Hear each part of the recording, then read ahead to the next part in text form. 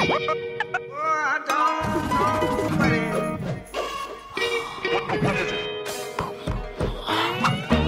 voudrais faire une remarque sur l'homophobie ordinaire, celle qui se niche dans un regard, dans une plaisanterie, dans une insulte qui est devenue une expression, celle qui va du cliché jusqu'à la calomnie par inadvertance souvent, ou par ignorance, celle qu'on ne voit pas forcément mais qui arrive tout le temps.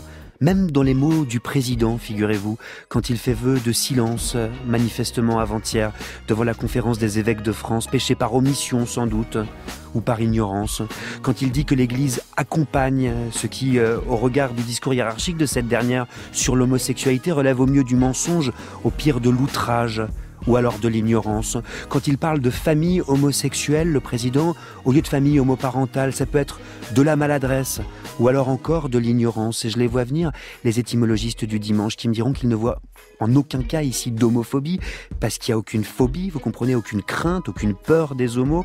Je les vois venir et je leur répondrai que le préfixe homo, en l'occurrence, vient du grec homoios, qui veut dire semblable, et que l'homophobie, étymologiquement, c'est en réalité la peur de son semblable.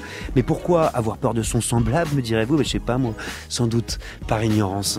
Boomerang, Augustin Trapenard. Bonjour à tous et bienvenue dans Boomerang. Mon invité d'aujourd'hui n'est pas insensible à la question de l'homophobie. Elle est comédienne, marraine du collectif d'artistes Les Funambules qui défend l'amour dans sa diversité.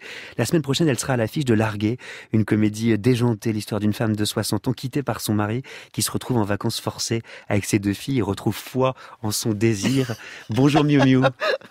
Bonjour. Merci beaucoup d'être là. Tout d'abord, peut-être un petit mot sur la lutte contre l'homophobie. À quel moment c'est devenu une cause ou un combat? Non, c'est pas une cause d'ailleurs. C'est après les manifestations là anti-mariage pour tous. J'ai été sidérée, j'étais stupéfaite de la violence, des réactions de ce déferlement de haine, je dirais, pour une loi qui allait passer, qui ne leur enlevait rien, qui n'enlevait rien aux gens, qui apportait juste quelque chose à d'autres. Et je m'y attendais pas du tout. J'ai trouvé qu'on était dans un état de régression totale et vraiment, je ne savais pas. Et puis le collectif Les Funambules, Stéphane Corbin, a fait... lui aussi était dans cet état-là et il a voulu faire un album qui racontait des histoires, des chansons, des histoires de différentes générations, des histoires différentes, d'amour, de tout. Et il y a eu au moins 200 artistes qui se sont mis bénévolement, immédiatement avec lui. Comme quoi c'était un soulagement de s'exprimer d'une façon aussi claire, cultivée, enfin bien, quoi.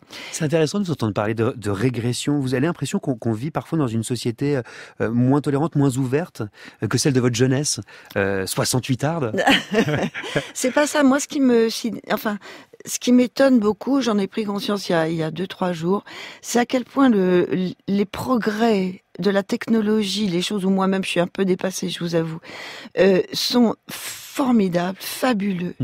Et en même temps, de l'autre côté, une sorte de régression des guerres de religion tribales, de marché aux esclaves qui existent. Il y a quelque chose de très surprenant dans ces deux extrémités qui auraient dû plutôt s'assembler, non? Surtout compte tenu des rêves que je suppose vous avez pu avoir. À un moment donné, je parlais de 68 et c'est pas innocent. Pourquoi je vous associe à 68? C'est une vue de l'esprit? Non, parce que j'ai 68 ans et que quand on m'a dit bon anniversaire, j'ai signé Miu 68. Merci, Miu Miu. Merci, Augustin. Infiniment. Merci. D'être venu faire un tour dans cette émission, d'avoir fait résonner ces mots aussi de Marguerite Duras. C'était dans les cahiers du cinéma, c'est ça? Oui, un numéro spécial, des yeux verts. Je rappelle que Largué d'Héloïse Lang avec Camille Chamou et Camille Cotin, entre autres, sort la semaine prochaine et que les Funambules, l'association dont vous êtes la marraine, dont on a parlé tout à l'heure, donnera une série de concerts du 11 au 17 juin à l'Alhambra pour lutter contre l'homophobie. On y sera. Tout de suite, les médias. Sonia De Villers, juste après ça.